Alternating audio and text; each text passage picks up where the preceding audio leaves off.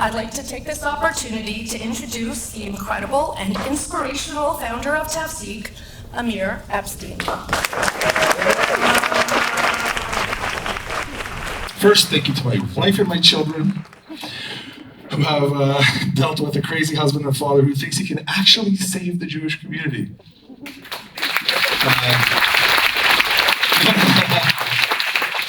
Thank you to my sister, who's not here, but her husband and her beautiful family. They are here. They keep me grounded, always encouraging me.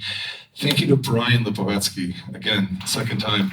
He's not only the co-founder, not everybody knows Brian, but he's such an integral part of this organization. Nothing would ever get done without him. I bounce ideas off him that are sometimes incredibly stupid, and he's like, no. So, he's become my brother in this. So thank you, my brother. I want to thank Ali Saad, who is an incredible Iranian-Canadian man who has been part of Tafsik, an education program. He teaches me all the intricacies of the geopolitical world of the Middle East, leaving me 30 to 40-minute messages on WhatsApp, which is perfect for when I go to the bathroom because that's how long it takes usually. I want to thank my volunteers because I haven't been involved in all the hard work they've been doing. So I want to take a second to thank you guys. Gilly, Julie, Ian, Daphne Polak, who I love so much, Shauna Small, Serena, Anita, Paula, Nadine, two Lisas, Lisa Klug, Lisa Urbach. Both of them incredible, and all of you guys are incredible for helping me every time I do an event. They just, what do you need? What can we do? I don't know why I deserve it, but I appreciate it nonetheless. I want to thank the grassroots organizations that are all popped up, since October 7th, working tirelessly. Guys, we work so hard. We work so hard. Canadian Women Against Anti-Semitism, Esther, who I love. Kef is amazing, also Andrea Spindle and Andrea, and there's Jeffa, who you just heard from, who's doing really hard work. There's One Family Fund, who's been doing incredible work. Everybody really works hard. Canadians for Israel, Daphne, just incredible people. I also their names, Daphne, Esther, Sophie, Toby, Andrea, Olga, who I think is gone now, Einat, Dave, wherever you are, and Lisa Klug. I have such profound respect for all of you guys and all the incredible hard work that you do. Thank you, guys. I need to thank, I want to thank my brothers, Salman Seema, Daniel Boardman, who, some of the bravest people I know, despite being about this tall, are more courageous than some of the biggest guys I know. They really brought me into their ironclad group, and I'm so honored. We do crazy things together, and it's the only way to get things done. To the Iranian, to the Hindu, to the Venezuelan, all the incredible communities who Tafsik are working with. I can't express the deep respect and appreciation I have for all of you and building important allies that we have to help us fight to save Canada. Finally, our sponsors. There's been sponsors for tonight. I've never had sponsors. It's pretty incredible. They're so grateful to them as well. They're so generous. I want to thank Fella. Where's Fella? There she is. He was my lead. Fella was my. I met Fella actually at the event with Jonathan Cornicus. I hear this small woman saying, "I'm this group called Tafsik. They're incredible. They work so hard." I'm like, you talking about me behind my back? And she looks up, she's like, first she looked scared because I'm not like, hey!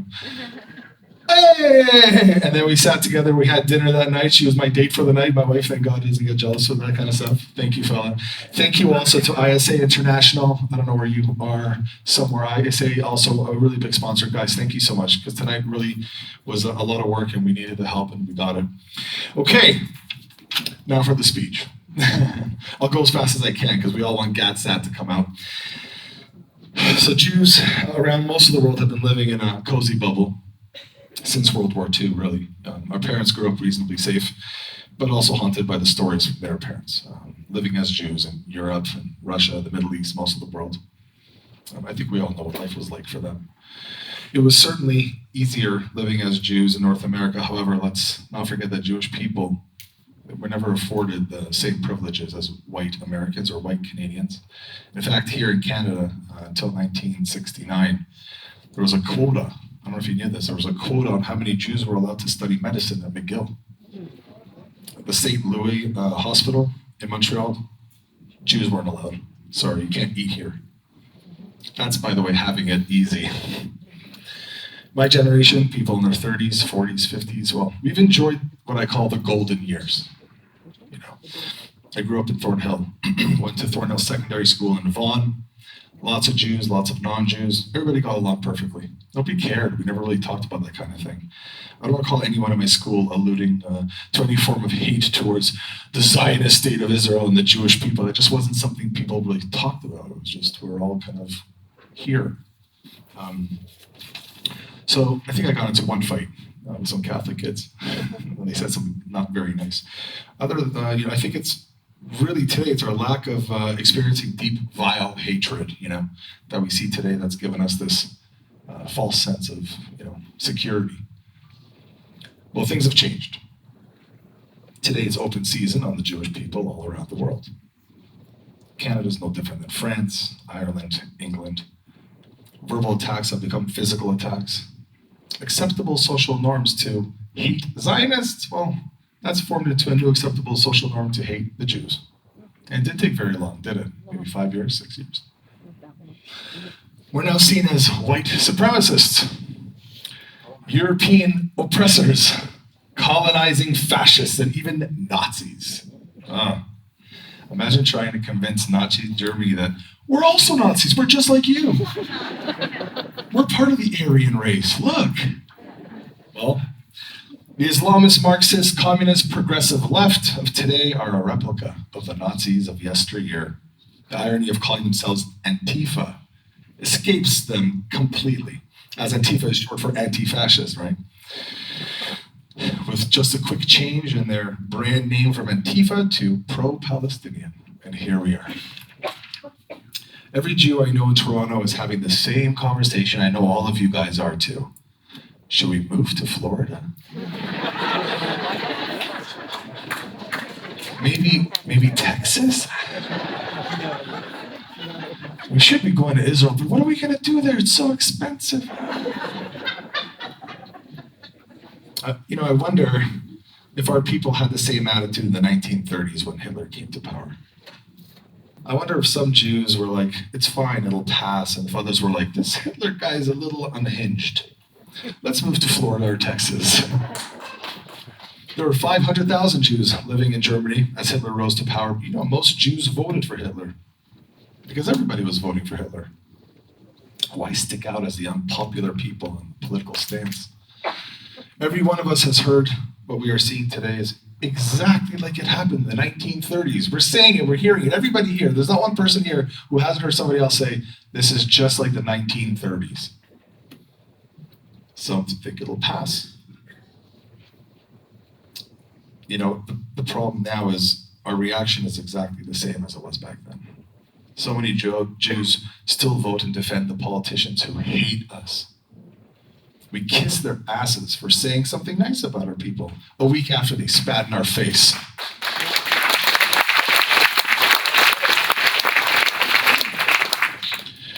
The attitudes by so many of the political shills in our own community is that we should praise them when they do good. So maybe they'll stand up with us again in the future, maybe, possibly, I hope. Really? How ignorant, deficient, and dense do you have to be to think this way? Begging for acceptance from these politicians, thanking them for not spitting on us this time? Somehow that's going to encourage them to change. It's the opposite. They know that they can slap us, they can spit on us, they can kick us, and we'll still come back for more because we forgive everyone, always. And like a dog begging for attention, actually reminds me of a funny joke. And it goes like this: a dog will always love you more than your wife. If you want proof, lock them both in a closet for 2 hours and see how they react when they get out. It takes a second, look at it. Our community is like the dog in this joke. We're overjoyed when we are let out of the closet after 2 hours. So when are we going to fight back? We fight with each other about the best way to fight back. We even fight about fighting back, but we don't actually fight back.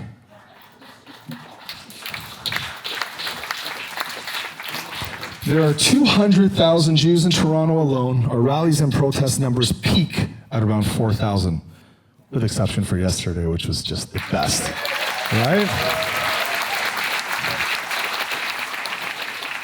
But normally, we see 4,000 people come to a rally, we're like, wow, this is pretty good. 4,000 Jews, that's about 2% of the population of Jews in Toronto. 2%. 4,000 people is 2%. Imagine if it was 20%. Imagine if 1 in 5 of our Jewish friends and family members came out to the rallies to support those who are being mistreated. 1 out of 5. So we would have 40,000 people on the streets.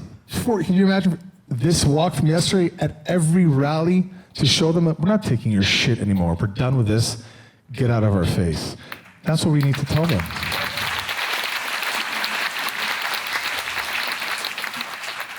Imagine what it would do to the enemies. It would be like popping a pin in a balloon. You know, they just deflate and feel stupid as they are. And we complain. That's what we do. We hide and we complain. We complain to each other. We don't even complain to people who aren't Jewish. We don't want to upset anyone. And that is how we view as doing something. We hear about anti-Semitic incidents against a kid in North York and we say, oh, that's terrible. And we continue about our day. But God forbid if your kid was a victim of anti-Semitism. You'll scream from the rooftops. You'll post on every WhatsApp chat, Facebook page, everywhere and anyone for the anguish your child has suffered. Why aren't you doing the same thing when it's the child that isn't your child and that's the victim? Why are we not all standing together when any of our children are attacked? We don't have to say, oh, it's too bad. We need to stand up and do something. For those who know me or my organization, one of the paramount initiatives really for us has been working with other communities to build the bridges. So we're not alone, you know. We're working very closely with the Iranian community, the Hindu community, the Christians, the Venezuelan community now, Chinese, Filipino communities, just to get us all to stand together and support one another. They walk with us, we walk with them. But tell me something. If Jews aren't even willing to walk with ourselves, how are we going to get us to walk with them? How can we expect them to say, we'll stand with you when you don't stand with yourself? This is a big problem we have.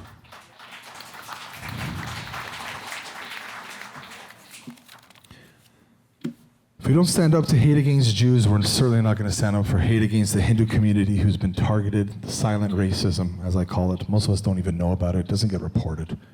Temples being desecrated, being vandalized, people being hurt. We don't even hear about it. The news, Hindus aren't important enough for them to report. The Jews were loud at least. We complain a lot, so fine, we'll report about that. This is a big problem. We are our own worst enemies at times.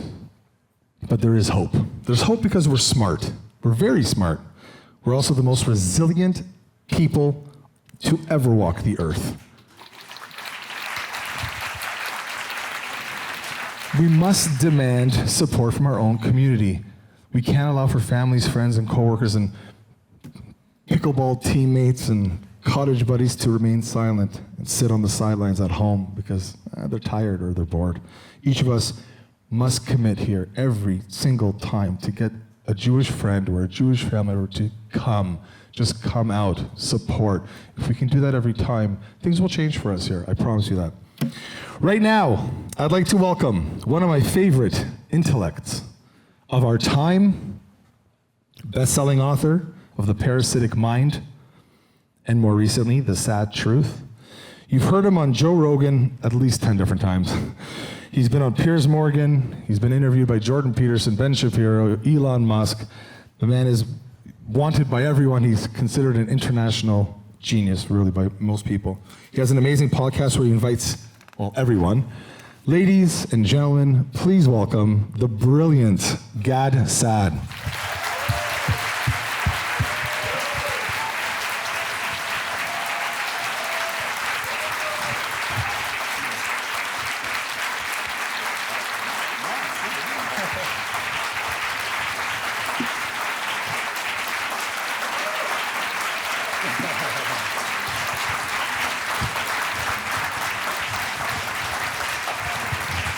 Wow, thank you so much. I often have to speak at academic conferences that are full of audience members who are parasitized, so it's nice to actually be in front of sane people, so thank you for all of the love. I appreciate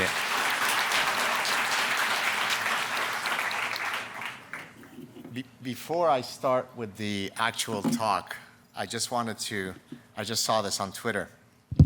As I was waiting endlessly in the green room. I thought you forgot about me.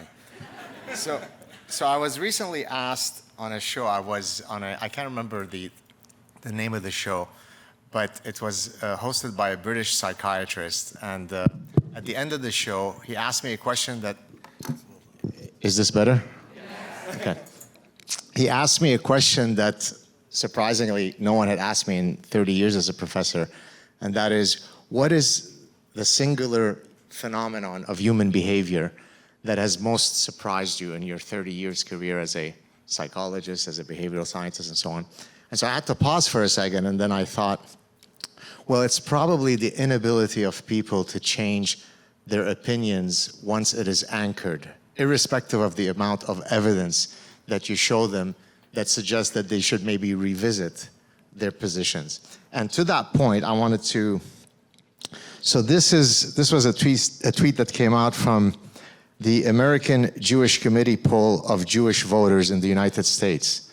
So the exit poll from the 2020 election, 68 for Biden and 30 for Trump. Now it's many years later, there is incoming information, and the latest is 61 Biden, 23 Trump. So it's the same 38-point difference. So irrespective of the amount of evidence that might have caused some Jewish people in the United States to say, well, let me revisit the fact that I voted for Biden, it hasn't moved them 1%. So one of the most difficult things that I have to face as someone who's been within the ecosystem of trying to change minds is, what are the strategies that I can use to try to change people's opinions? Now, of course, there is success. The Parasitic Mind was, a very successful book, but it is so frustrating because you really see that you're fighting this insurmountable battle against people's unwillingness to ever listen, just la, la, la, I don't want to hear it. And so that theme will come up on various occasions during today's talk. So today's talk is the eternal hatred of Jews from Beirut to the West. It's a shortened talk of a longer talk I recently gave at my alma mater. I did my MS and PhD at Cornell. And as you know, Cornell used to be a hotbed of Jewish life. It is now a hotbed of anti-Jewish life. And so I went there, I was invited there to speak both about the Parasitic Mind and about Jew hatred. So this is a shortened version of this talk with some new stuff. So I hope I hate to say I hope you enjoy it because it's not really a very enjoyable topic, but here we go. So for those of you who are not familiar with my background, I'm born in Lebanon. We were part of the last remaining very small dwindling community of Lebanese Jews that had stayed in Lebanon. Much of my extended family had already left Lebanon before the start of the Civil War in 1975. Most went to Israel, some went to France. I had an aunt who went to Canada, and that's where we eventually followed her in Canada. And so there were at most several hundred Jews remaining, maybe 1,000 when the Civil War broke out. And so unfortunately, when the Civil War broke out, it became really impossible to be Jewish in Lebanon, and we left. I'll talk about some of the stories that took place as I was growing up in Lebanon. So the photo on the left is how Lebanon looked. The photo on the right is exactly my childhood. So it went from supposedly the Paris of the Middle East, a, quote, progressive, modern, tolerant country. And I say quote because tolerance in the Middle East has a very different connotation from tolerance in the Western mindset.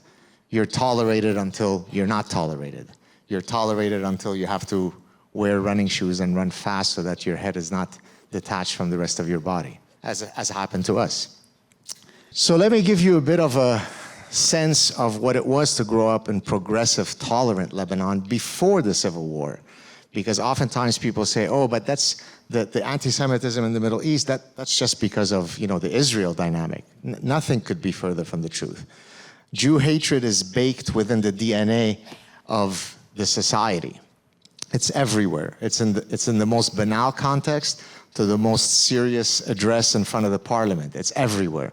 So I'm going to give you a few examples of some of the stuff I grew up with prior to the Lebanese Civil War. So the first slide I have here for you, the gentleman that you see on the left is Gamal Abdel Nasser, who was the president of Egypt. He was a hero in the Arab world because he was a pan-Arabist trying to unite all of the Arab identities under one umbrella. He was a very charismatic populist. And when he passed away, as often happens in the Middle East, people take to the streets and they engage in these kind of orgiastic lamentations. And as they were proceeding down my street, where we lived in Beirut, we lived in an area just at the border of the line that's dividing the east and west Beirut, which was a no-go zone during the Civil War. It was in the Jewish quarter, close to the Jewish quarter. And as thousands of people were passing by lamenting the death of an Egyptian president in Lebanon, the main chant was, "Death to Jews, death to Jews." Now, from the perspective of a 5-year-old, I hadn't turned 6 at that point, this is 1970, I was confused. Mommy, why are they screaming death to Jews? What do we have to do with this? She said, shh, be quiet, just hide, don't make yourself seen, because I was looking over the balcony. And so already there, at the age of 5, I saw that there was a problem. A whole bunch of people seemed to hate us, and we had nothing to do with the death of Gamal Abdel Nasser. And of course, some of you who follow me on social media will see me refer to Jews as the evil juice. And that actually comes from this brilliant guy who is calling for the genocide of Jews, and yet he doesn't grant us the courtesy of spelling us properly. So Jews becomes juice. And so whenever you see me referring to Jews as the evil juice, you can thank this noble person. This is, I'm right here. This is me. And in this photo, I don't know why I won't point to him, although he doesn't deserve the courtesy of not being pointed to. There is a young boy who the teacher asked us to all stand up. This is 1974, so maybe about 1 year before the start of the Civil War. So the teacher asked us to each stand up and say what we wish to be when we grow up. I want to be a nurse, I want to be a soldier, I want to be a doctor. And then one kid in that class photo stood up and said, when I grow up, I want to be a Jew killer. And everybody's raucous claps and laughter. This was progressive, tolerant Lebanon, which you're now seeing normalized in Canada, which I've been warning people for 25 years that it's coming for you. Don't think because you live in Mississauga that you'll be protected. There's 1,400 years of history that suggests that you should be paying attention.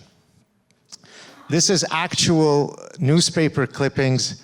If you see here, number 1 is David Saad. That's my brother I have several siblings, but the next older is 10 years older than me. He was champion of Lebanon several years in a row in judo. He was the Lebanese judo champion. And it became insulting to the Lebanese authorities that this Jew was constantly winning this competition. It's embarrassing, it's shameful. In a culture of honor and shame, you know, we'll tolerate you, Jew, but don't keep winning the championship. And so they visited him to tell him that it was maybe time for him to retire, lest there might be an accident that happens to him. And he understood that, obviously, and he then moved to France. This is before the Civil War. He left to France to pursue his judo career. Now, interestingly, ironically, in 1976, once we had already emigrated to Montreal, the 1976 Olympics, you might remember, happened in Montreal. And he ended up representing Lebanon in the 1976 Montreal Olympics. So 3 years old earlier, you were too Jewish to compete in Lebanon anymore. 2, 3 years later, we'll overlook the terminal disease of being Jewish so that you can bear the flag of Lebanon. That's the reality of the Middle East that's tolerant and progressive. This is my parents' actual wedding photo. They got married. We're from the Middle East, so it's old school. You get married very young. My mother wasn't yet 16, just about to turn 16, and my father was 20. And this is 1950. Knock on wood, they're both still alive. And my dad is 94, my mother is 90. Thank you.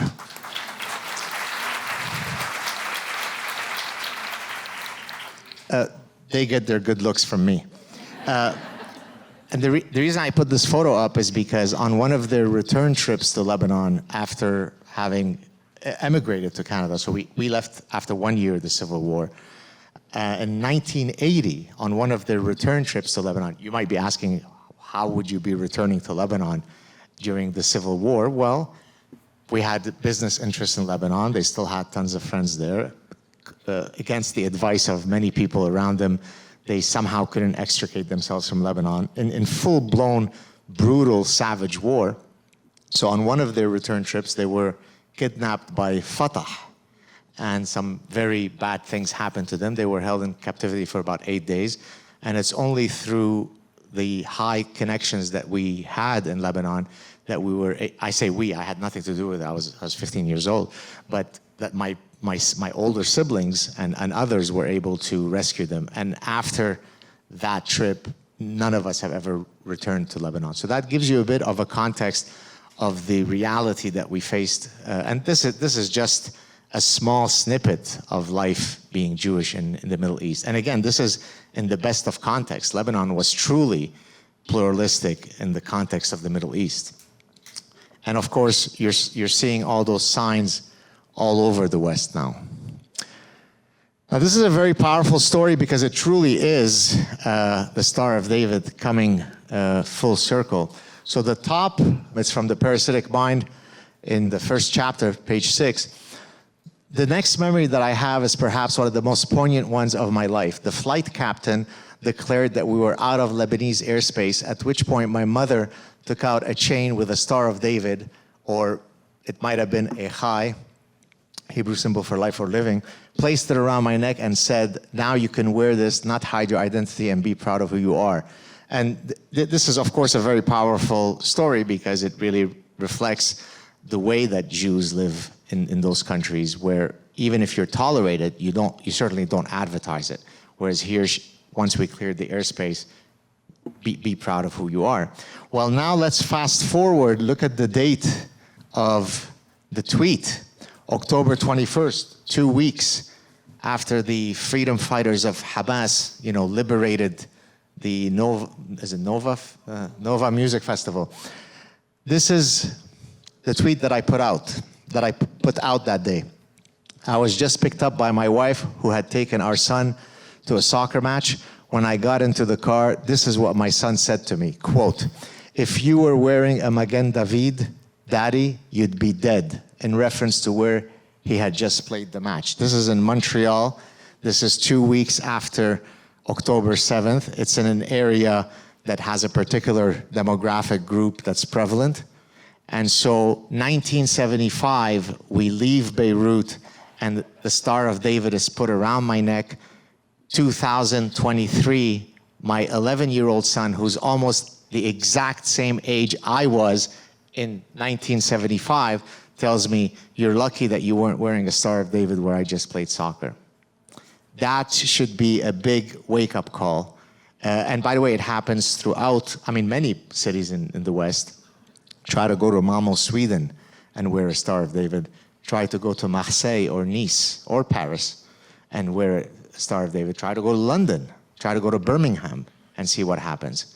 So, you can always pretend that you're living in your little Markham and Mississauga and it's not going to come get you here. It will. It's just, inshallah, a matter of time. This is the reality of Jews. I won't go through all of them, but we often hear about the genocide that's taken place in the Israel-Palestine conflict, there's been a complete erasure of Jews in the Middle East. You have the numbers on top, 265,000 in Morocco, it's now about 2,000. Lebanon is actually less than 100. I saw one estimate that placed it at under 40 Jews, but those 40 Jews don't live in a community, right? Someone got married in 1962 to a Christian woman, and yes, they're Jewish in terms of their heritage, but they're not, there's no community to call a Jewish community in Lebanon, whereas in the past there certainly was. And so if you look at all of these numbers, you see that there's almost non-existence of Jewish life throughout the Middle East. Now here is an interesting, this is Pew survey, so Pew is hardly, a right-wing survey organization. If anything, you might think that they're more on the progressive end. They do many global surveys that are very much nonpartisan. Now this is the results of what do you think of Jews across several Islamic countries. Now, if I were to tell you that, say, 10% of the sampled people had very negative, abhorrent views of the Jews, that should, perk up your ears, right? I mean, 10% is a big number. What if I tell you that the numbers are 95% in Egypt, 97% in Jordan, my country of Lebanon, 98%, Palestinian territories, 97%, and it doesn't matter whether it's the West Bank or Gaza and so on. So now let's see if we can put this all together. If you bring in hundreds of thousands of people, if not millions of people, into your societies, and they're coming in with values that place them at 95 to 99% Jew hatred, it probably doesn't take a fancy professor and evolutionary psychologist to predict whether Jew hatred is going to go up in the host country. Because a lot of the people, a lot of my super progressive academic colleagues that speak with a lisp, because they're very progressive, they don't know exactly. See, now I'm speaking with a lisp because I'm intellectual. They don't know why there's Jew hatred in the West. Well, here's why there's Jew hatred in the West. Because on any given day when I go on a diet, only 3 things could happen to my weight as a result of the decisions that I make that day. My weight can go up, my weight can stay the same, or my weight can go down. Yes, there's no other state of the world. Well, if you let in hundreds of thousands of people or millions of people that have that level of endemic Jew hatred, is it going to be that Jew hatred goes up, stays the same, or goes down? So it's really not a rocket science kind of enigma. But, of course, as we'll see later, there is something called ostrich parasitic syndrome. Bury your head in the sand and go la la la. Hopefully, if I sing and ignore it, it will go away. It won't. If your physician says you've got stage 4 pancreatic cancer, you might want to not ignore it, even though that probably means that you're going to die soon. So maybe there isn't too many things that you could do. But my point is that pay attention. Listen to the people warning you. And by the way, I hate to say it, some of the people who pay the least attention are progressive Jews. Okay. This is the United Nations. I mean, this is data from a few years ago, but the point is as valid today, if not more. This shows the number of condemnations of the entire world versus Israel. But you see, the United Nations is not at all biased. They're just going to where the truth is.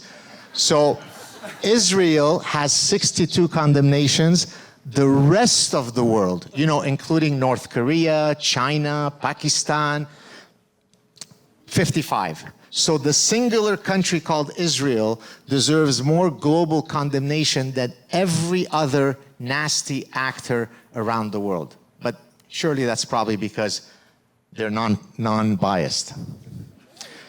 So Jew hatred is truly the canary in the coal mine. I understand that I'm speaking to an audience of, not only Jews, but many people who are sympathetic to the Jewish cause, so that you all know this.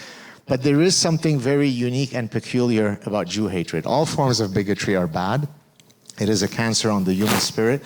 But the virus of Jew hatred is truly unique in how it's able to mutate and attack you in a way that you lose your soul. And I know this not only because of growing up in Lebanon and so on. Just since October 7, if I were to show you the kind of hate that I've received from people, you would say it's impossible. The Nazis could not come up with this level of Jew hatred. And it's not as though I'm this incendiary guy who's saying kill all Palestinians. I mean, hardly that, right? I mean, yes, I can be spicy in my retorts, but I'm very professorial and very serious and measured, and yet the kind of stuff that I get, you wouldn't believe it. And so it truly is that when a society starts normalizing Jew hatred, that society is potentially irrevocably diseased. And so this is an expression, a saying in the Middle East: first we come for the Saturday people, and then we follow suit with the Sunday people. But that's Islam saying this. So yes, we start off by getting rid of the pesky Jews, but don't think that we're not coming for you next, okay? So vote carefully when you vote in Canada. So the three sources of Jew hatred, some of you may know this, others may be surprised by it. Of course, there's the academic left, right? So those are all of the Columbia professors, the Cornell professors, the McGill professor, well, the professors anywhere. And in a second, I'll explain how some of that hatred has come about. Then there is the Jews won't replace us kind of Charlottesville, neo-Nazi types. And then there's, of course, the Islamic sources of Jew hatred. And what really took me aback during, post-October 7th is that everywhere that I turned, I had the various gangs coming after me. So it's not as though I could have a respite or I could just focus on Islamic Jew hatred. It was coming at me from every direction. So this is at Concordia. I wrote an article in the National Post. This was about a month after October 7th. Concordia University is unsafe for Jewish students and professors like me. This is the Montreal riot police. This is not Concordia security. This is the Montreal riot police standing outside of Concordia to protect its Jewish population.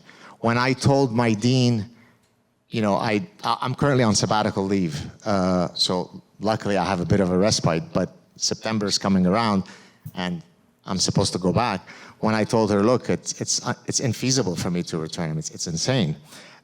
She said that there's absolutely no documented evidence that there's any Jew hatred at Concordia University. By the way, I don't know if it's legal or not. That conversation is taped. So I've got it in my back pocket.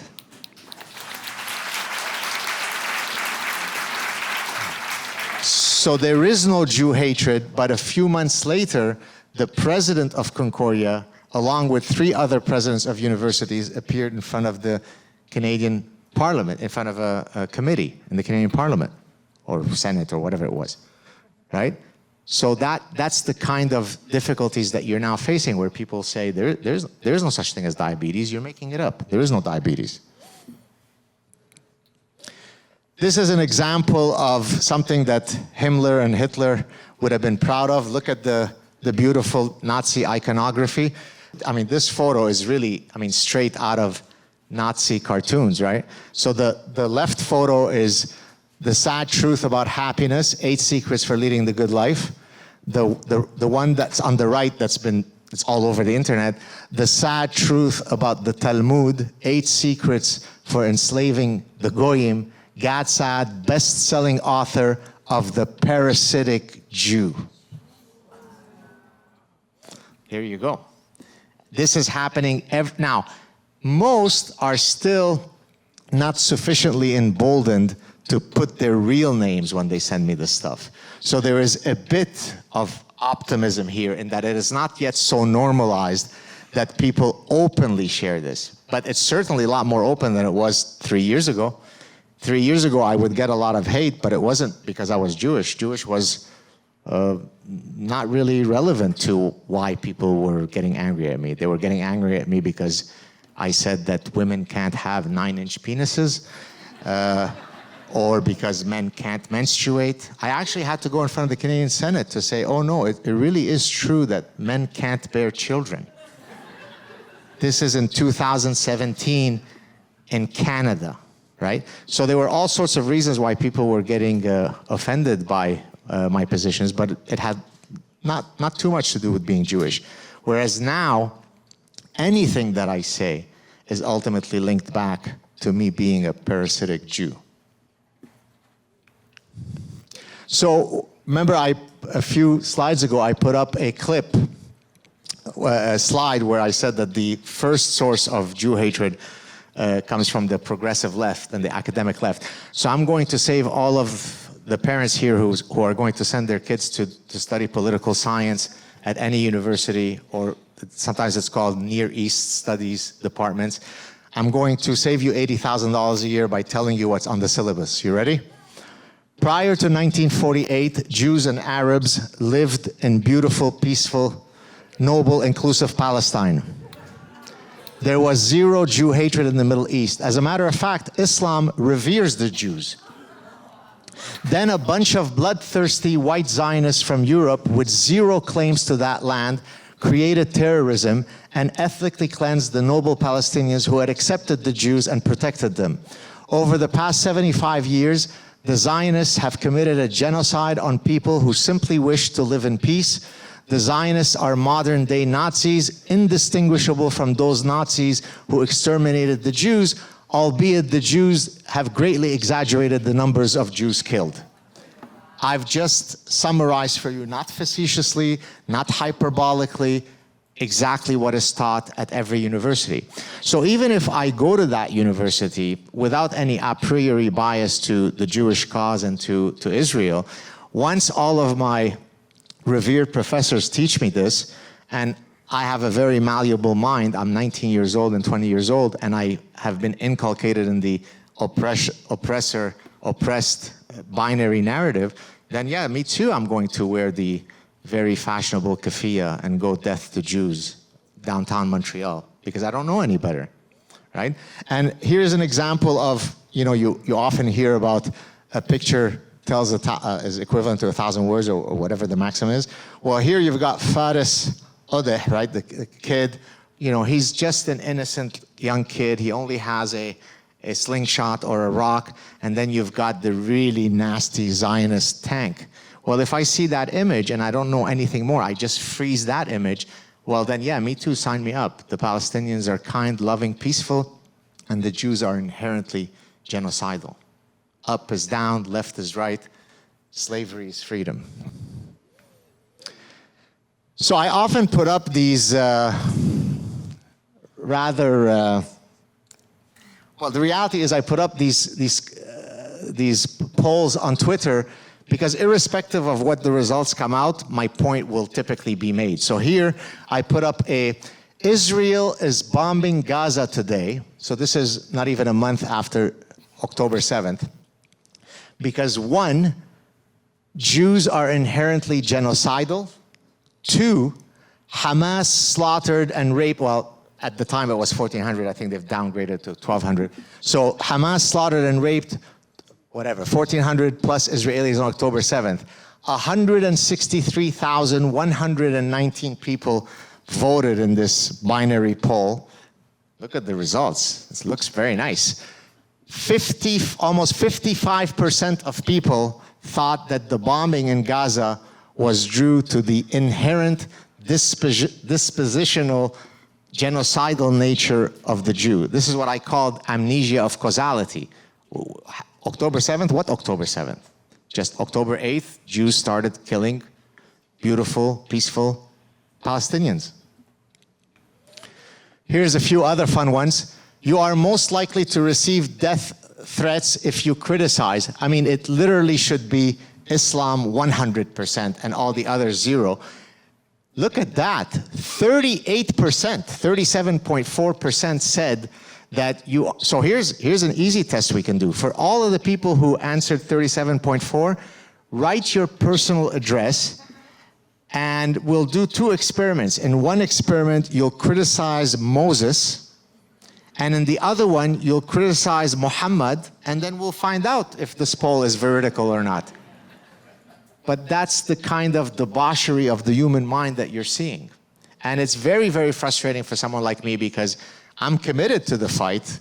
I do it at great personal and professional cost, but yet the tsunami that's coming at you is just relentless. It's unbelievable. Here's one on the right. The most likely converts to commit an act of terror are those who convert to, well, now here you might say, oh, it's pretty good news. But really? Joe DiMaggio, I just came up with that name, I don't know why, changed his name to Mordechai Richter, and he decided to join the Talmudic extremists and throw gays off rooftops? I don't know that. I don't know when that happened. It should be, again, 100-0. But yet 11% of people thought that converting to Judaism is what really will make you super violent.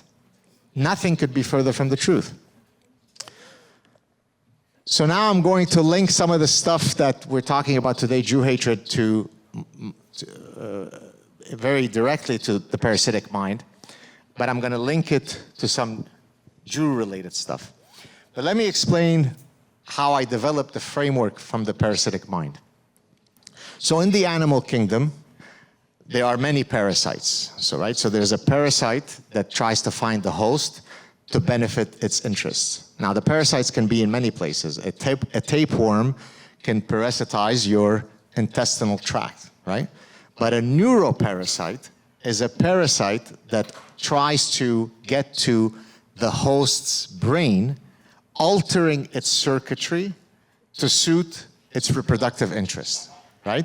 And so, for example, here, and I discuss many such examples in the book, on top you have what's called a wood cricket, and it gets parasitized by a neuroparasite. I mean, I don't need to mention the fancy scientific name, but it's a hairworm. When that happens, the hairworm needs the wood cricket to jump into water because it could only complete its reproductive cycle in water. But the wood cricket despises water, and so its innate instinct is to be completely away from water, yet it merrily jumps into the water and commits suicide once it is parasitized by this hairworm. So now you could see the analogy that I'm using in arguing that human beings can be parasitized by idea pathogens, right? By ideological raptor. And so in the book, I talk about how the university ecosystem has parasitized generations of students who then become our walking idiot prime minister.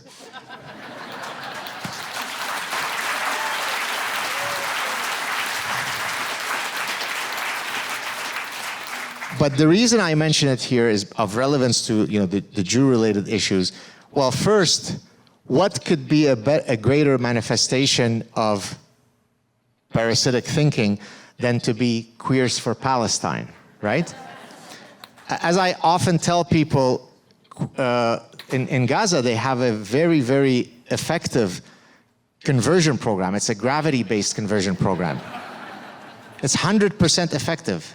We implement it on you, and voila, you're no longer queer, right? So imagine if your goal is to present yourself to the world with your queerness as being your primary identity that you present to the world. That's good for you. But then would you want to side with Tel Aviv, where there is one of the most vibrant ecosystems for queer people, short of Montreal, San Francisco, and New York? Tel Aviv is one of the most queer-friendly places. But see, they're super progressives, and so they know that the real progressive kudos comes from supporting the noble Gazans. Now, here we've got Jewish Anna Epstein. Does anybody know who Anna Epstein is? Right. So Anna Epstein is so progressive as a Jew, not unlike you guys. You're Cretans, but she's progressive because she goes to a fancy American school, so that she was one of the ones that was caught on tape, being recorded, very angrily taking down the posters of the Jewish babies that were kidnapped. So imagine, I hope that her parents are facing great consternation because they said, well, wait a minute. So I'm paying $80,000. On Saturday, we have to go to the synagogue. And then on Thursday, you're pulling out the... Now, by the way, had she been at the Nova Music Festival, there would have been a really nice case of gang unreported lovemaking, also known as rape. But we don't want to say rape because that marginalizes the rapist. So I call it undocumented lovemaking.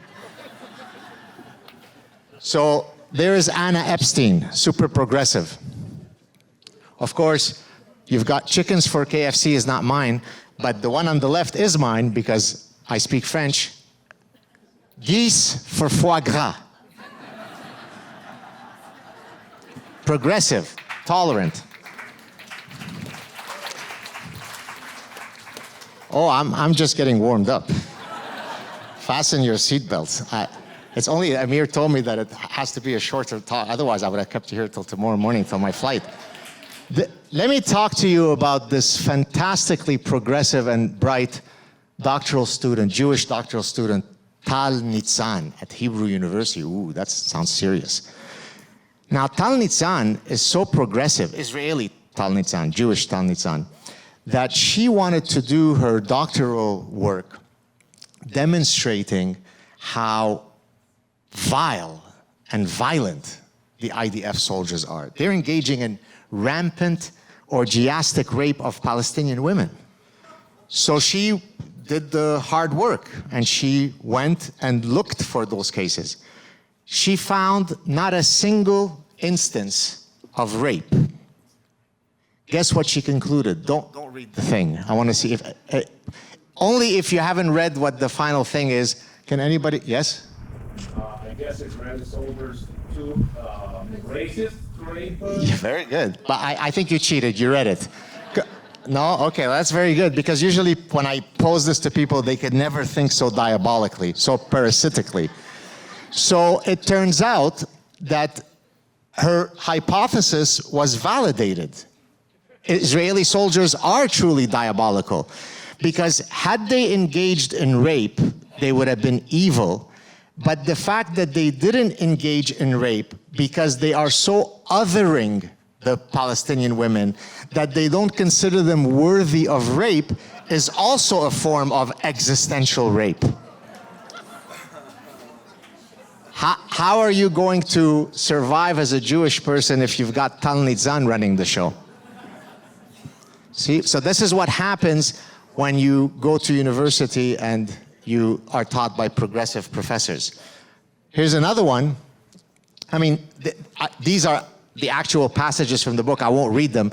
I'll just summarize them. So I was approached by a woman, this must have been, 2010. She's a Jewish woman. Some of her family members had gone through the Holocaust. So you would think she's attuned to some of these realities. She approached me and said, hey, Gad, you know a lot about Islam and so on. I have a friend of mine who's a PhD student in Islamic studies I think it was at McGill. And she's saying that, Islam is, a religion of peace. Islam loves the Jews, blah, blah, blah. So what is the truth? And so, okay, I want to engage her. I mean, she's asking honestly. She wants to know. So I shared with her a montage of various sources, not only imams, I mean, largely religious figures, but it could have been journalists, it could have been politicians, it could have been kids in kindergarten, comedy shows, Lebanese soap operas. And so it's this maybe 22, 24-minute montage where they are sharing what they think of the Jews. And it's stuff that really would make Hitler feel a bit ashamed. No, that's too much Jew hatred for me, Hitler would say, right? When I shared this with her, her response was, you are no different in your extremism than them. So then, again, let's summarize. She approaches me out of the blue and asks me, what is the reality about Islam when it comes to the Jews? I don't editorialize anything. I simply share first-hand sources of what they say in their own words, she concludes that I'm the extremist. Now, to her credit, 14 years later, about 3 months ago, I received an email from her, and because now she's seeing what's happening in Montreal, and she said, yeah, I think you were right. I shouldn't have answered you the way that I did 14 years ago. But it took her 14 years before she realized. Let's continue with the parasitic thinking. The guy on the left refers to himself as a feminist and anti-racist ally, activist. He's a Norwegian man. He lives in Norway. In 2013, he was raped, sodomized, by a Somali immigrant. The Somali immigrant was found guilty. He served a very minimal sentence because the Scandinavians are very progressive. They don't believe in the penal system. And so after spending something like 3 years in prison, he was going to be deported. Yes? Well, this super kind and empathetic person felt horrible about the fact that his sodomizer was now going to go back to Somalia where he couldn't live a full life. So I'm an evolutionary psychologist, so I understand one or two things about, how emotions evolve. The emotion of vindictiveness, revenge, exists because under certain circumstances, it makes perfect adaptive sense for us to feel that. If you come to try to rape my daughter, well, you better hope that you're successful and kill me, because otherwise I'm coming from after everybody in your family and killing all of them. And it is that dynamic that keeps tribe A from not attacking tribe B. That's the stuff of history. But imagine if now you have a society where it is laudable to do all the things that millions of years of evolution has allowed your brain to properly respond to certain conditions. And so usually you would not expect that if you're raped, you set up an allyship with your sodomizer, but in Norway they do. Here is one that I put up not too long ago. Noble immigrant says, please, please, please let me into your beautiful country. I just want a chance at a better life. The West says, okay, welcome in. Noble immigrant, 15 seconds after being in the host country. This country is disgusting. I will protest against it. I will march in support of the ideology from which I escaped. I hate this society. I hate its values. I hate its freedoms. I hate everything about this place. Long live the society from which I escaped. The West responds, this is wonderful. The best way to move forward is to grant entry into millions of more people who hate our societies. It will all work out because progressive empathy. That's the topic of my next book, Suicidal Empathy.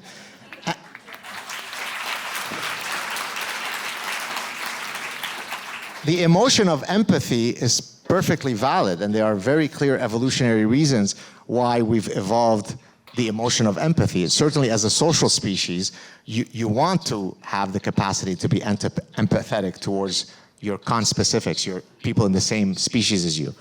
But the problem is when an emotion misfires, or the problem is when an emotion misfires to the wrong target. So you end up with, it's more important to let in millions of people from El Salvador than it is to invest in your American veterans, right? So the empathy is being misdirected to the wrong target. It is more important to allow the homeless people to shoot up in the park than to have a space for children to be able to play.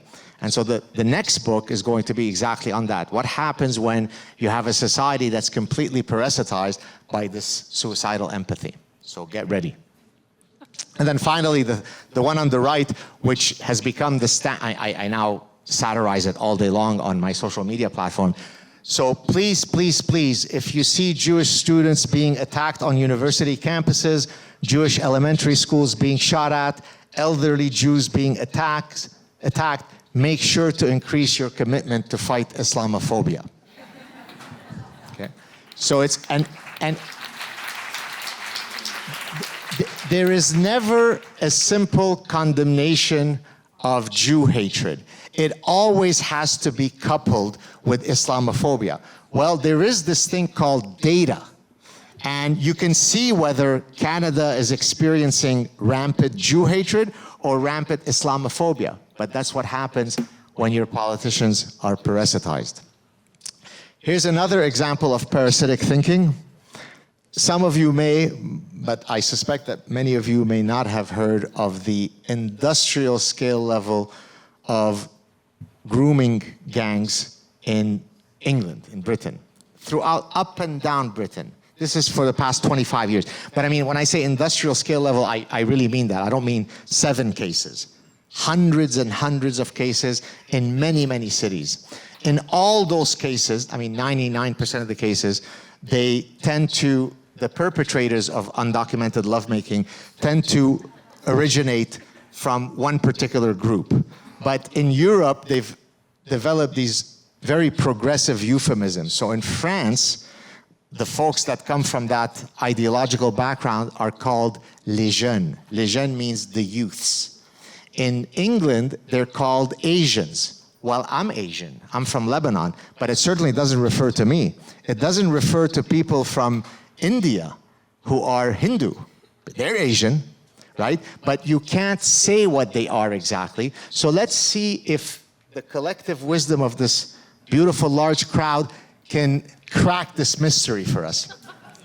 Because I don't have the big data analytic abilities to be able to come to the right conclusion. So I'm going to read some names. This is the lineup of one small town in Huddersfield. They caught the gang rapists. These are usually they're grooming little British girls, white girls that are 12, 13, 14. Okay? And I mean, we're talking, you know, years of gang rapes. Okay? So here are some of their names. You ready? Irfan Ahmad, Zahid Hassan, Muhammad Kamir, Muhammad Rizwan Aslam, Abdul Rahman, Nahman Muhammad, Wikas Mahmoud, Muhammad Irfraz, Muhammad Azim, Muhammad Akram, and Muhammad Imran Ibrar. Anybody want to try to guess what they have in common? Because I haven't been able. All Jews. Yes. Well, Irish Jews. Well, I mean, thank you for that moment of levity, but actually, I did put this up on my social media, and I did ask my followers exactly the same sarcastic question, and many, many people wrote to me, not facetiously, saying, you know who's to blame for this? Jews. Do you know why? Anybody? And don't, if you've heard me say it, don't cheat. Anybody who hasn't heard, yes, go. It's a bit more, the Jew is more diabolical than this, so you have to come up with it. Sorry? Well, not quite. Because Jews are trying to get all of these immigrants to come to the West. Right. So, very good. So, how did Muhammad, all the Muhammads here, how did they get into Rockdale and Oxford and Huddersfield? The Jews. It's the Jewish cabal with its open society ethos that has let them in. So remember, this is a very important mathematical equation. When 3 Muhammads gang rape your daughter, it's Mordechai that's to blame. So you keep it with the M's. It's just you replace Muhammad by Mordechai, or if you prefer Moses, you could go with Moshe. But they're not saying this to me facetiously, right? So these are thousands and thousands of people who reply to me to this data, and they can't turn their ire to the right causal agent. This proves that it's the Jew that's responsible for the gang rapes.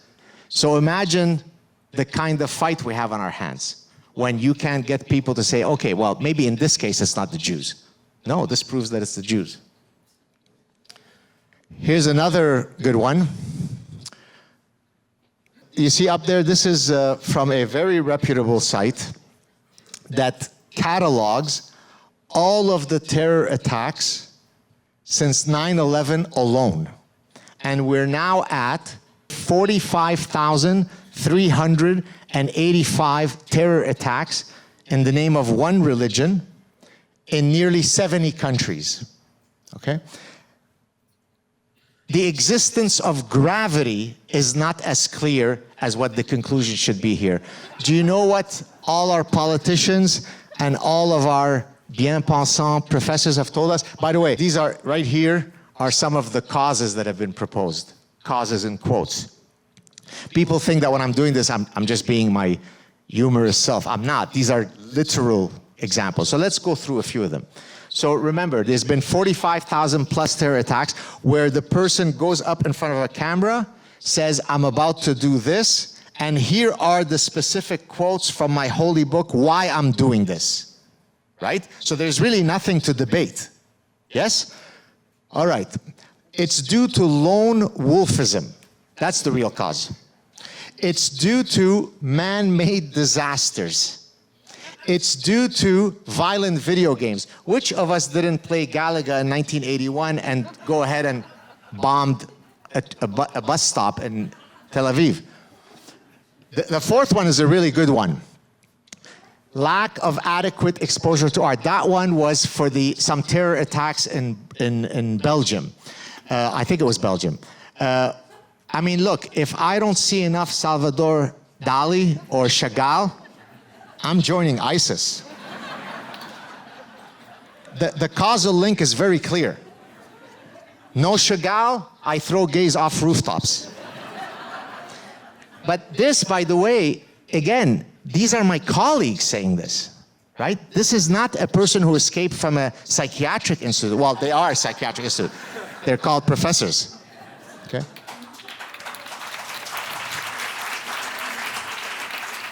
It's due to beard bullying. The San Bernardino case about 10 years ago, husband and wife team, I think from Pakistan, it's because at work they were beard bullying him. That's why I keep my beard really tight, because if it grows longer, and then some of you may tease me about it, here comes ISIS. Bill Nye, the science guy, explained to us that the Bataclan attack in Paris, where 180 plus people were mowed down, where the guys who mowed them down said why they did it, he said, oh no, it's because of lack of solar panels. It's climate change. How are you going to win the war to save civilization when those are the voices that are being heard? It's due to climate change, really? It's due to solar panels? And it goes on and on and on. And here, since 9/11 alone, in nearly 70 countries, at the time when I put up this tweet, they were only at 44,000. 44,000 plus terror attacks were committed in the name of one religion. Which is it?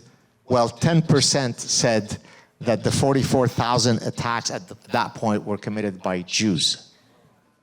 That's a tough, I mean, you know, you could love the IDF for all their physical heroism, but boy, are we losing the informational war. When it comes to that, there's no IDF. We truly are wimps because the other guys are completely winning it.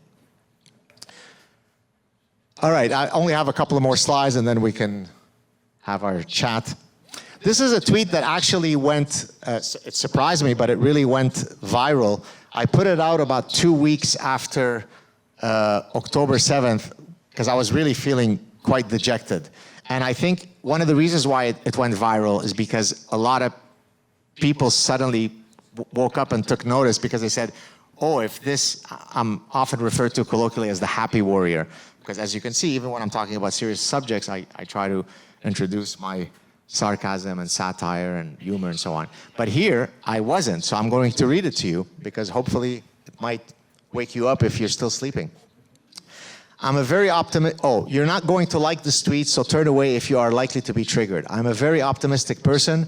I'm a fighter for Western values and liberties. I'm a dogged defender of science, reason, and common sense. I must say, though, that I'm unsure that the West can recover from its multi-front civilizational suicide. Yes, I've talked about these issues for decades and wrote a book about it, but the past few weeks, This is, remember, just shortly after October 7th. The past few weeks have crystallized the extent to which the problem has become intractable. It will be a long and ultimately bloody demise, and the West will be the first society in recorded history to fully self-implode due to its parasitic ideological rapture. It is a gargantuan Greek tragedy that will shape the future of humanity. This is not hyperbole. Your grandchildren will pay a very high price for your progressive arrogance rooted in the pursuit of unicornia that only exists in the recesses of deeply flawed, parasitized minds. And believe me, I won't get into details, but that tweet, amongst some of my other work, got the attention of some astoundingly powerful people. And so that's the good news, in that some people who truly have the means to contribute to the battle are waking up and are reaching out and saying, okay, let's talk.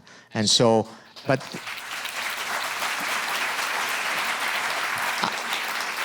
I say this only to infuse a bit of hope, in that, you know, this is quite a negative, dour tweet, but I think people are waking up. I'm almost done.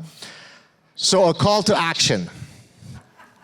In chapter 8, in the last chapter of the Parasitic Mind, I have several calls to action, one of which has become, one that people associate with.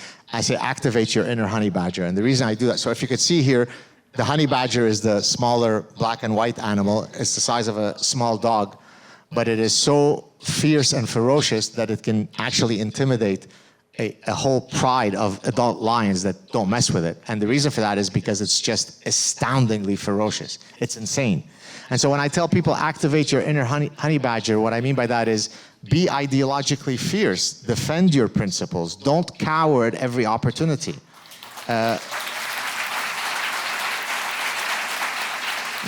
Now, some of us have that temperament dispositionally, so that it's easier for us. You know, I'm a very affable person, but I can be combative if you attack me. So for some of us, it might be easier than others, but we all have the capacity within our sphere of influence to affect change. So get involved. Now, you're all here, that's great, that's a first step, you're clearly involved.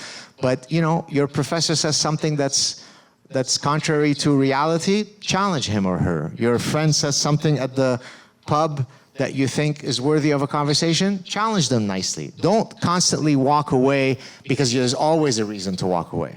Believe me, I receive 1 million emails. Let me summarize it for you. Dear Professor Saad, a bunch of compliments, and then the last sentence, and if you were planning on reading this email, please don't mention my name. Right? And then I write back, dear so-and-so, thank you for the compliments. Don't you think that the last line is precisely why we are in the current problem we're at? And then usually they wake up, right? So they want to support you, but while incurring not a single millimeter of cost. But I have to duck and weave from the death threats, right? You're not doing it, but if you do it and you do it and you do it, it becomes a lot harder to kill all of us. Number 2. This is, don't get drunk by smelling the cork of the wine bottle. This is a direct translation from an Arabic expression. And the getting drunk from the wine of the cork bottle, so let's assume that this is the cork of the wine bottle. So see, I'm getting drunk. Now, it refers to the fact that you are of weak constituency, right? Meaning that you don't actually need to drink the wine for you to get drunk. But when applied to your cognition, as I apply it, it means that I can easily sway you simply by making you drink. So look now, I'm gonna drink, look, I'm getting drunk. I'm gonna drink the cork of Justin Trudeau. Oh my God, he's got beautiful hair. Huh. Oh my God, he's tall. See, I'm just the height of Messi. As someone reminded me that who picked me up, it's true, you're too short to be Prime Minister of Canada. That was a beautiful welcome to Toronto. But in any case, right, he's tall, he's young, he seems like he's got a nice family. So he does yoga, he's progressive. So you see, you're getting drunk. Now look, I'm gonna get drunk on Donald Trump. He's disgusting, I revile him. He's cantankerous, he's an ogre, he's fat. At no point did I say, I like him or hate him because of his fiscal policy. I like him or hate him because of his immigration policy. Because that would be too effortful to actually engage in, what's that word? Think. right? Therefore, it's a lot better to just use these peripheral cues that can get me drunk, and then hopefully we can go back to living our lives. And then number 3, I mean, this is more relevant to the US university ecosystem because you have a greater tradition of kind of donor, altruism and philanthropy. But now certainly a lot of rich Jews are linking their donations to specific policies that the universities take. This has happened at Harvard, it's happened recently at Columbia, many schools, right? But it's taken a very, very long time for a lot of these folks to wake up. And then last slide, I think. So you always want to end, with some prescriptions. So how to save the West? In order for the West to win the civilizational battle, it must, now this applies to Jews, but more generally, it's a defense of the West. Number 1, proudly and unequivocally defend Western values. Number 2, reject cultural relativism and the unicornia vision of multiculturalism. 3, recommit to individual dignity over the celebration of collective identity politics. 4, recognize that all cultures are not equal. 5, recognize that all religious beliefs are not equally consistent with Western values. 6, recognize that all immigrants are not equally likely to assimilate and adopt Western values. 7, recognize that immigrants who espouse intolerable values that seek to destroy our civilization will be deported en masse. 8,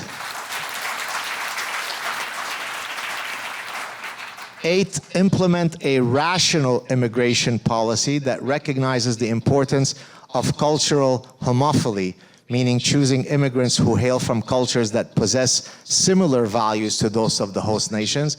And 9, exhibit zero tolerance for seditious belief systems. Such systems can be criminalized if they constitute an existential threat to our freedoms and liberties. Thank you very much.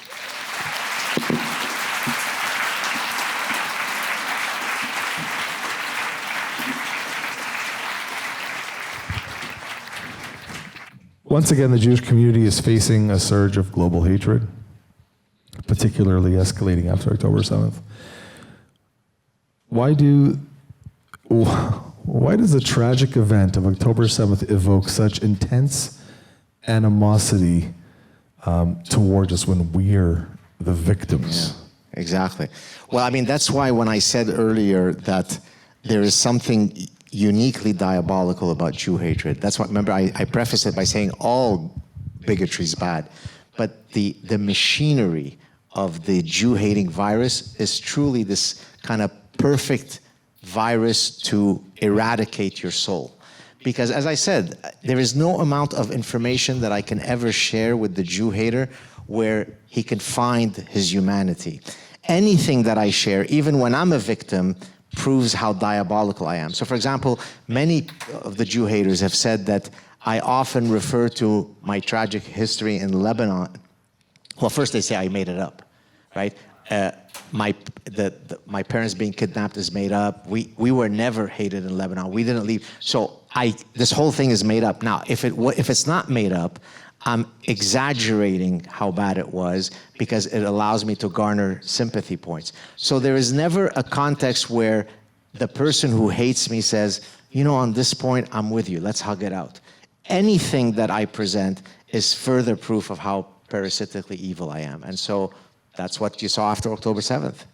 And they're the ones that created, the don't victim shame, yeah, right. Unless they're a Jew. Right. Right. And I mean, I've had many conversations with Islamic folks, and they'll say, show me where in our canonical sources there is Jew hatred. And so I go, okay, here, here, here, here, here, here, here, here, here, and there's like 74,000 things, and then the answer will be, fucking Jew. Right. So you asked for evidence. I politely retorted with evidence, and your answer is, so that speaks to, remember when I opened up today's talk where I said, when I was asked what was the singular, most surprising finding about human nature that had surprised me the most, and I said, the inability of people to change their minds in light of incoming evidence. Well, no one commits that cognitive bias more than the Jew hater, because there's no way for me to ever meet you in a place where we can have a shared sense of meaning, where I can bring my data, you bring your data, and we tough it out, and then we hug it out. There's nothing that I could present that redeems me in your eyes. So that's why it's a unique form of hatred. In your bestseller, The Parasitic Mind, you explore the concept of parasitic ideas that affect and manipulate human thinking. You argue that these parasitic ideas, often rooted in postmodernism, social justice ideology, political correctness, hinder rational thought and critical thinking. You also suggest that these ideas have infiltrated academia, media, society, leading to irrational beliefs and behaviors. What are the three most dangerous ideas, and how do they affect the rise of global anti-Semitism? Yes. So the parasitic idea that I refer to as the granddaddy of all parasitic ideas is postmodernism, because it is the one that purports that there are no objective truths, right? So once you reject the possibility that there is such a thing as a universal truth, that there are deontological moral codes, right?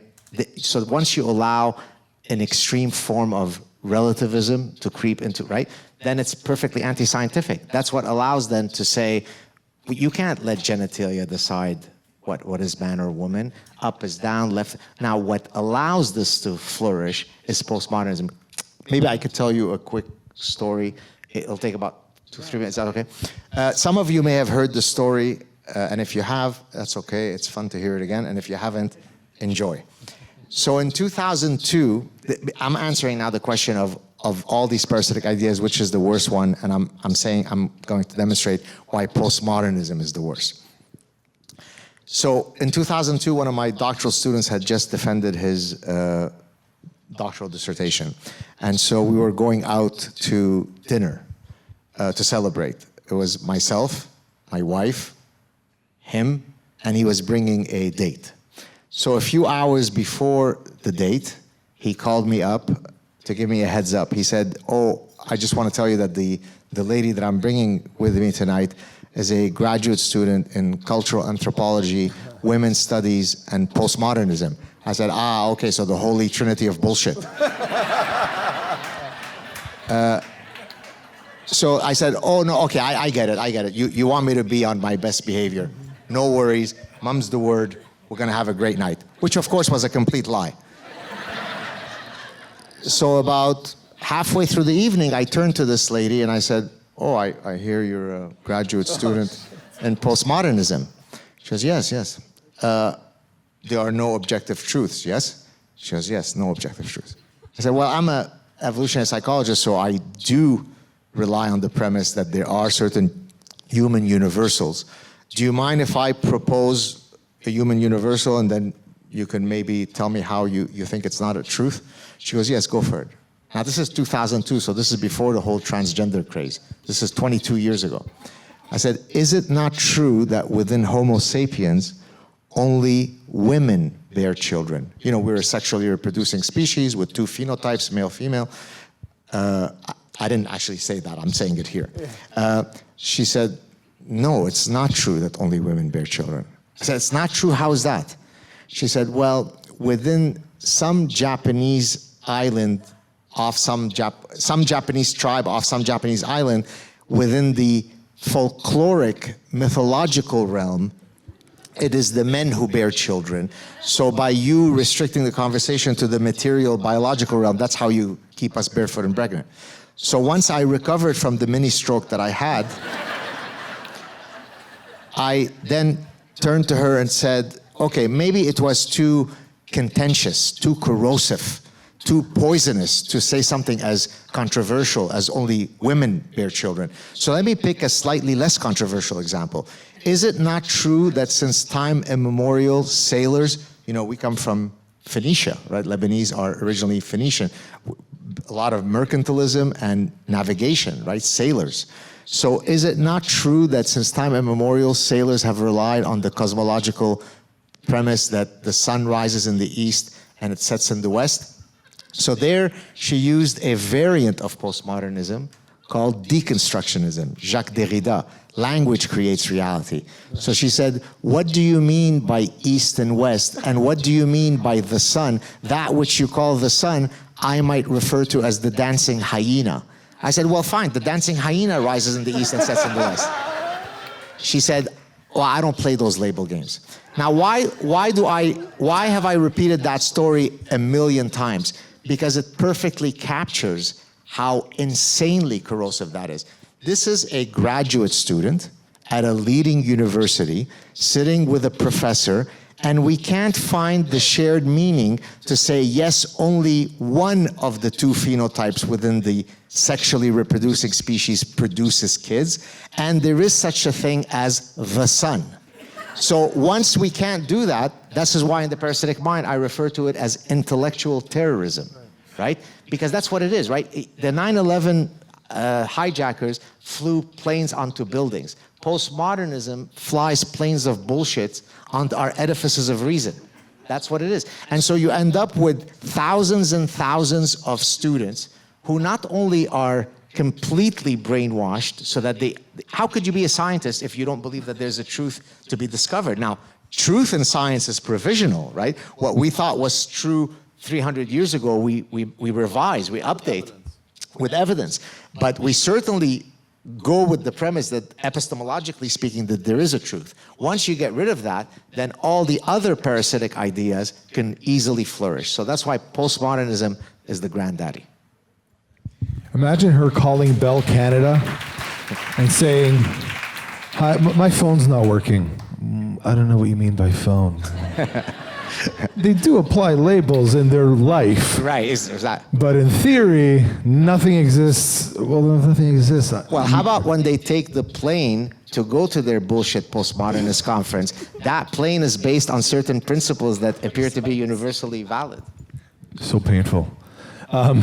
So you advocate for a return to reason and logic. I wish everybody would, and evidence-based thinking to combat spread of parasitic ideas. What is the first step? Like even just now in your presentation, you said, we got to wake up. We got to wake up. We got to do something. What something? There are many different things. As I said, you can be engaged in the debates, right? What allows these ideas to flourish is when they don't get blowback, right? So if I'm a professor and I get up and I say, you know that women can have penises, right? That's progressive science. But by the way, I've had heated exchanges on social media with gynecologists. I mean, you don't need gynecologists to confirm whether only women have a cervix. But let's use the imprimatur of them being gynecologists. They chastised me for saying that Dylan Mulvaney, the woman, Dylan Mulvaney, with a penis and testicles, that it was ridiculous that I was saying that this was a man. And they literally pulled the card, well, you didn't go to medical school. So exactly, because the 117 billion people who've existed on Earth until 15 minutes ago seem to be able to get through the conundrum of choosing a sexual partner of the right sex. But 15 minutes ago, a gynecologist explained to me that in progressive medicine, that's absolutely false. So if I am a student in that class with that idiot, I'm going to say, are you insane? Are you on crack? Right? So now, you don't have to be so spicy, but just don't let bullshit flourish. Stop it at its source. So if you do nothing but that, it already makes it harder for bad ideas to proliferate. You hear that, everybody? You have kids at home? Teach them, explain to them that their professors are all psychotic. Or just don't send them to university in Canada. That's another option.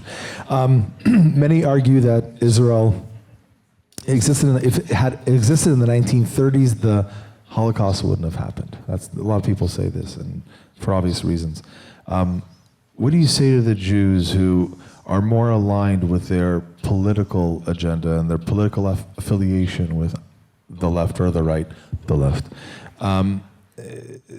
over their own Jewish identity? And if Israel were to disappear, what do you think would happen to the world Jewry?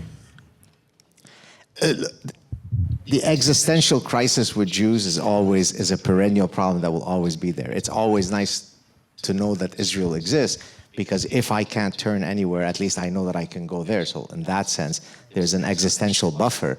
But whether Israel exists or not, the cancer of Jew hatred is just definitional to so many people. Now, I could tell you, in an Islamic context, in the Middle East, so some of you have heard me propose the game 6 Degree of Jew. Do you know, right? So 6 Degree of Jew is I give you any calamity, and you've got up to 6 degrees of causal link to blame it on the Jew. So if I say an Amazonian frog just died in the Amazon, blame the Jews, go. And usually people come up in fewer than 6 steps. Well, in the context of the Middle East, here is usually how the interaction goes. Hi, Ahmad. Hi, let's kill the Jews. Right? I mean, it's that. I mean, of course, I'm being a bit facetious, but so now that reflex exists whether Israel exists or not. So it really is a battle for the soul of people.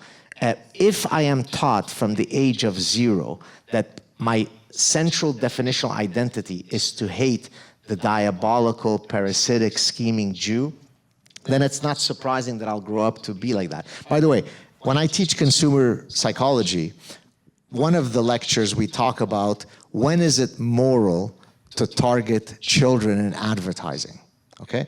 And usually the moral and developmental argument is that you could only target children when they've reached the cognitive developmental stage where they know that they are being persuaded about something, right? When they don't know that, they can't erect a cognitive and emotional defense against your persuasive intent. So from this side of the mouth, we say, don't target children to sell them cereal until they're 12.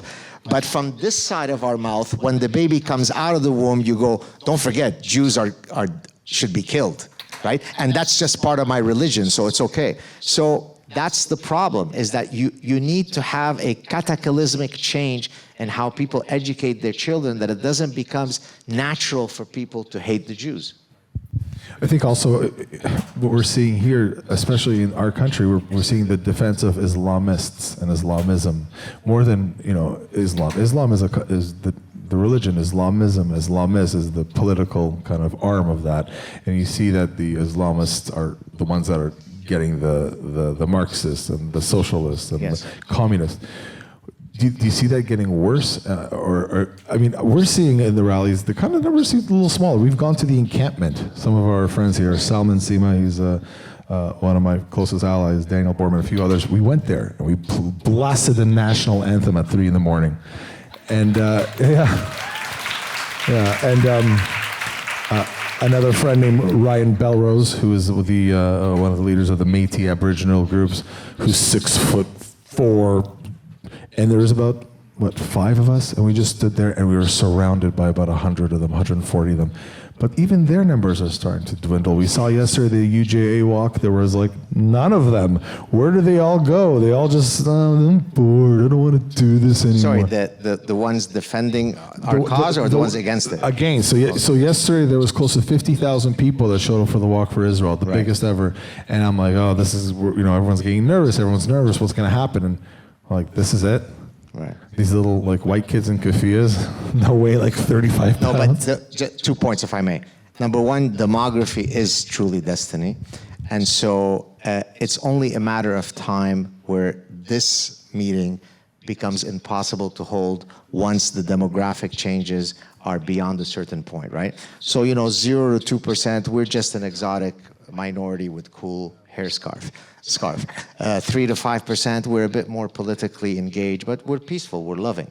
6 to 10%, we set up Sharia zones and so on. Once you get past a certain point, it's finished. So, the Taliban, when they were asked about time, they said the Americans wear all the watches, we have all the time in the world, right? So demography is truly destiny. And once you pass a certain tipping point, I promise you, this won't be able to happen. Right now, the numbers are still that you can do it and you could feel secure in the dynamics of the numbers. In 5 years, 50 years, 100 years, you won't be able to do that. So that's number one. Second point, if not to go against what you said, there is no Islamism versus Islam. Islamism is the great part of Islam. Usually you talk about it as if Islamism is some variant that has nothing to do. It's, Islam is here. No, about 10% of Islam is the spiritual element, right? Sufis are very spiritual and they wouldn't harm a fly. But Islam itself is Islamism. It's a political doctrine of supremacy. We will have peace in the world when we are all united, inshallah, under the flag of Allah, right? So it is Islamism. They're indistinguishable. So it's not a good idea to constantly create a false schism between these two. They're one of the same.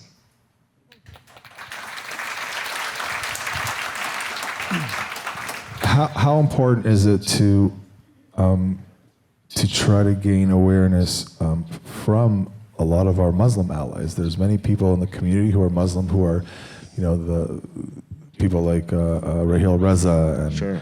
even Salman. Salman Sima, he's Muslim. They stand with us. They understand the importance. How do we encourage more people to kind of see through this facade? Specifically from the Muslim community, or? I'll begin by saying that some of the staunchest defenders of the Western tradition are typically immigrants. Now, in some cases, they might be of a Muslim background, Ayan Hirsi Ali.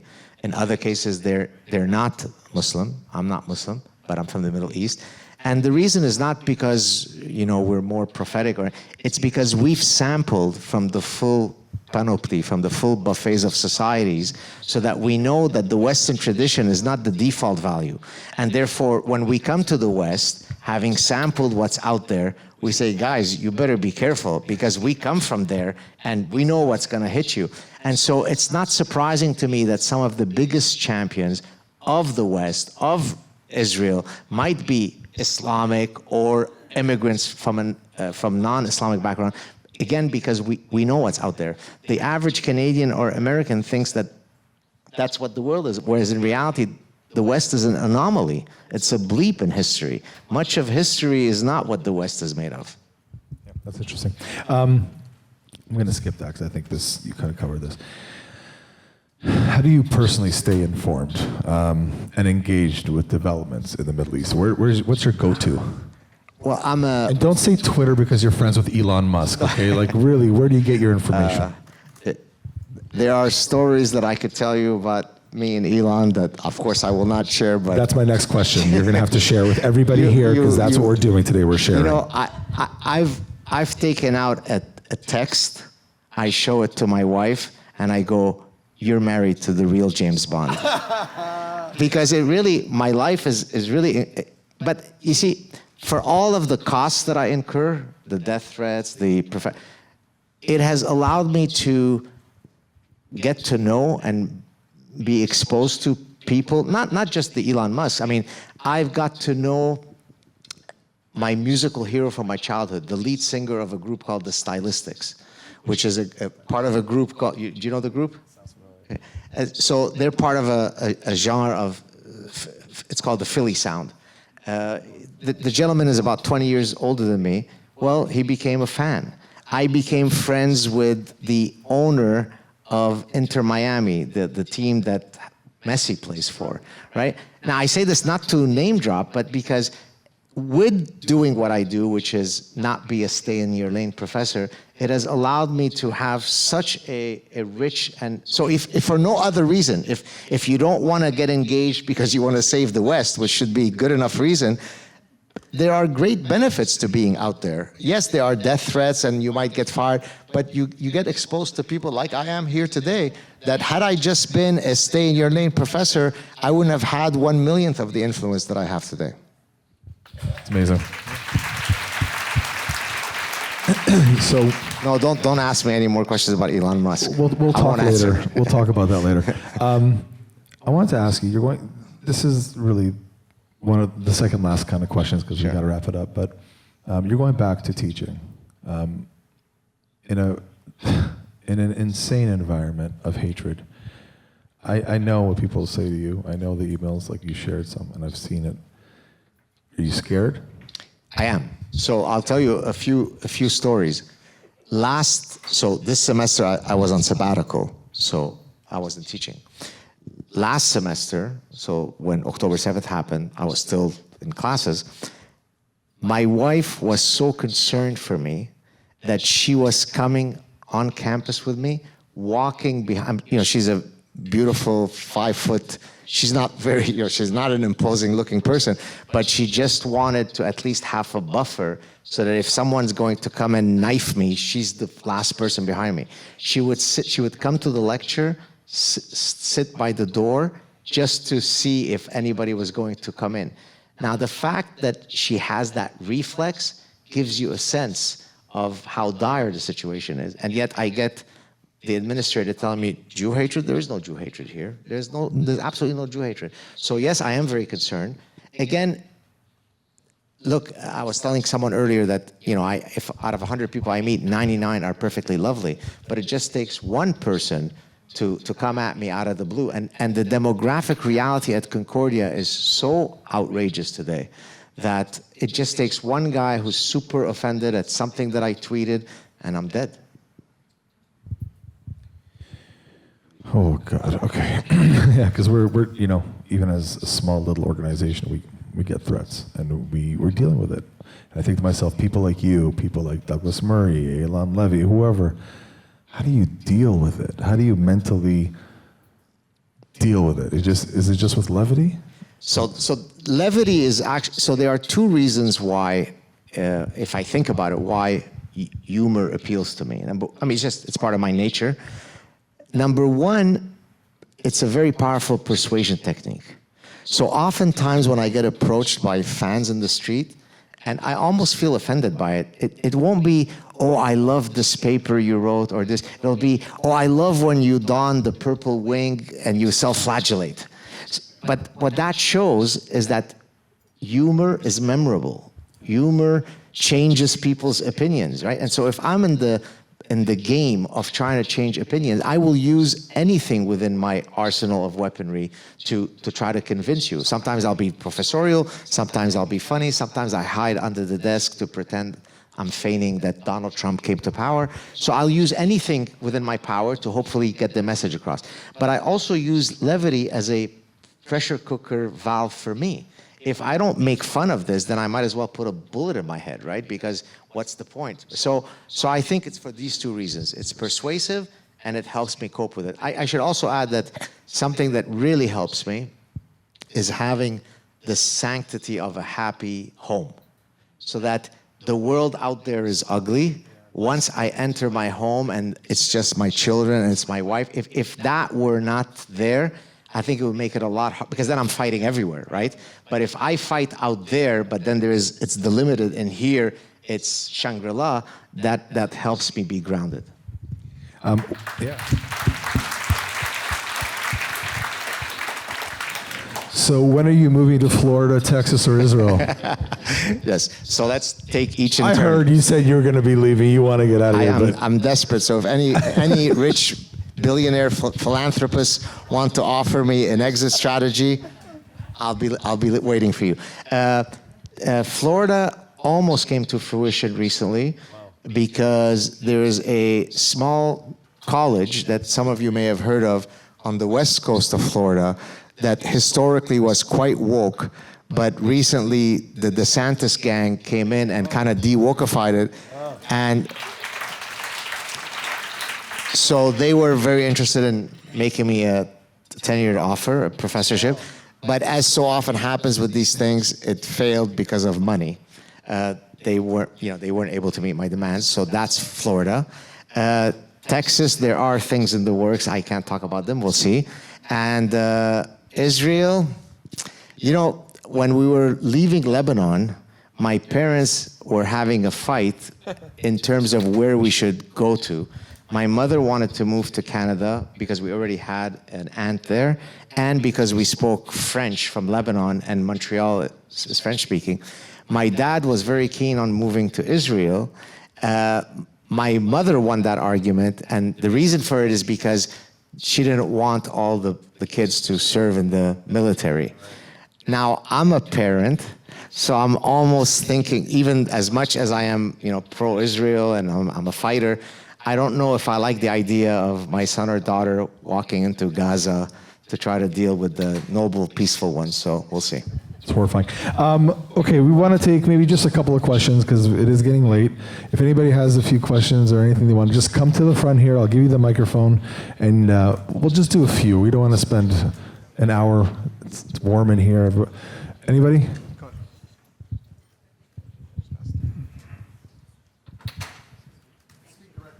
Yep, sure.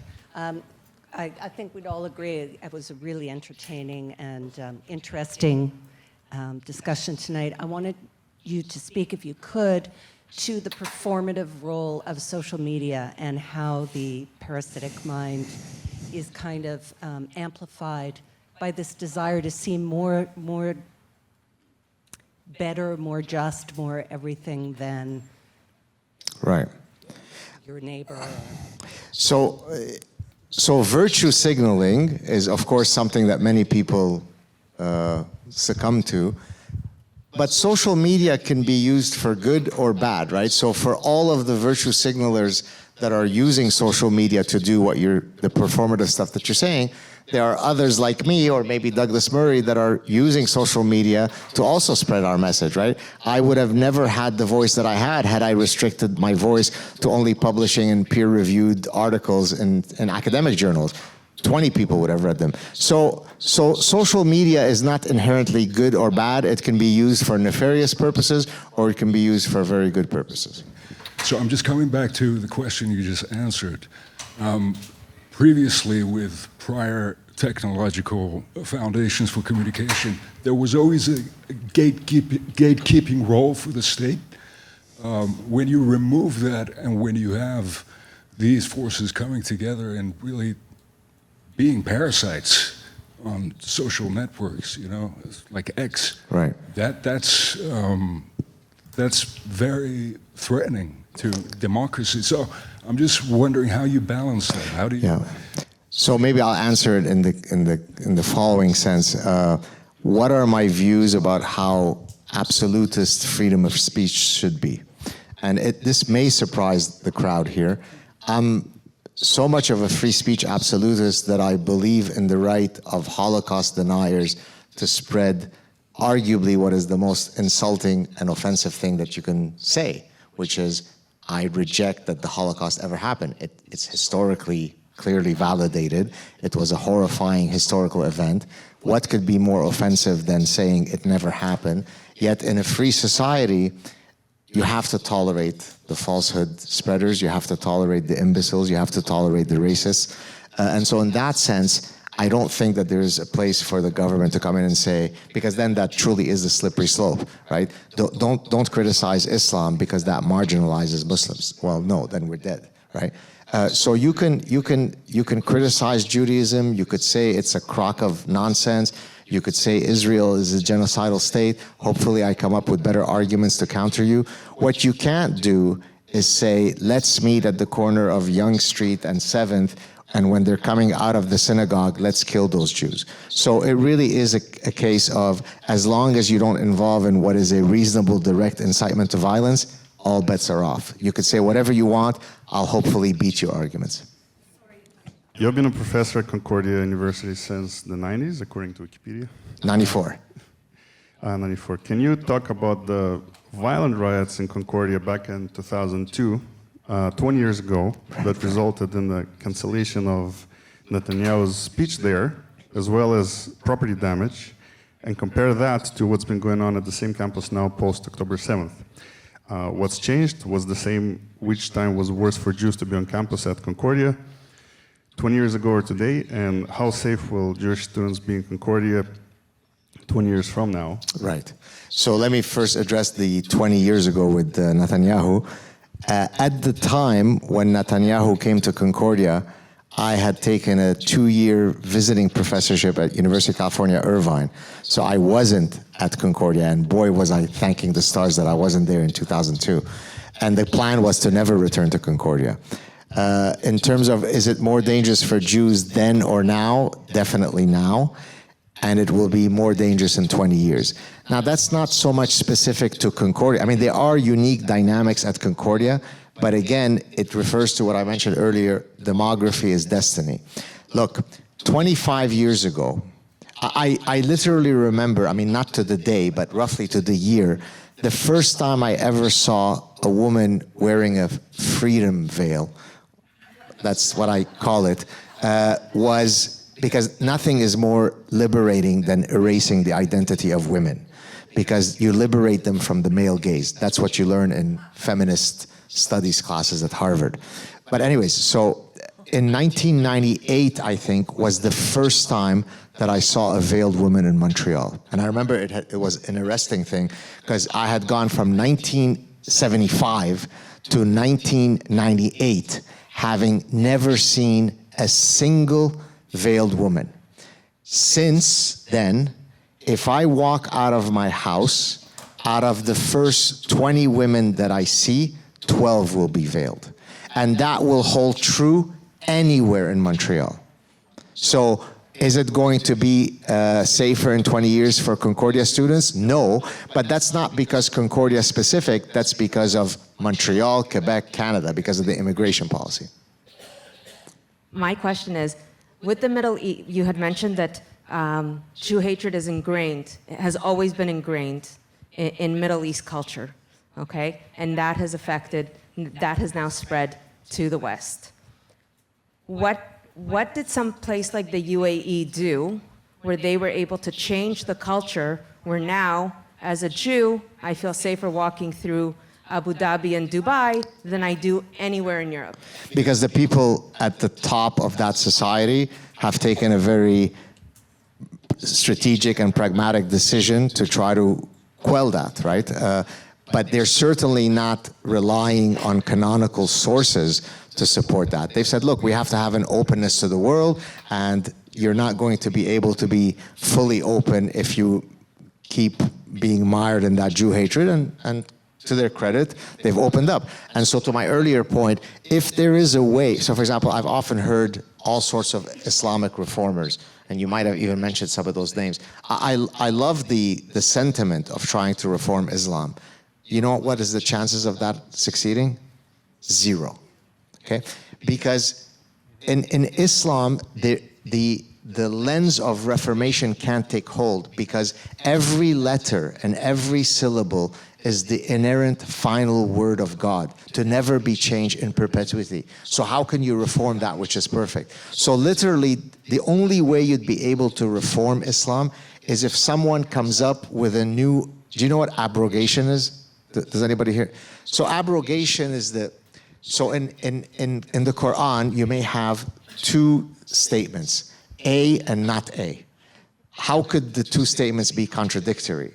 Well, the way you solve that is through abrogation, meaning the later statement abrogates the earlier statement. So the only way you could reform Islam is if someone magically comes up with some new abrogation that abrogates all of the baked hate inside the Quran, and then you could have something like the UAE take a full everywhere.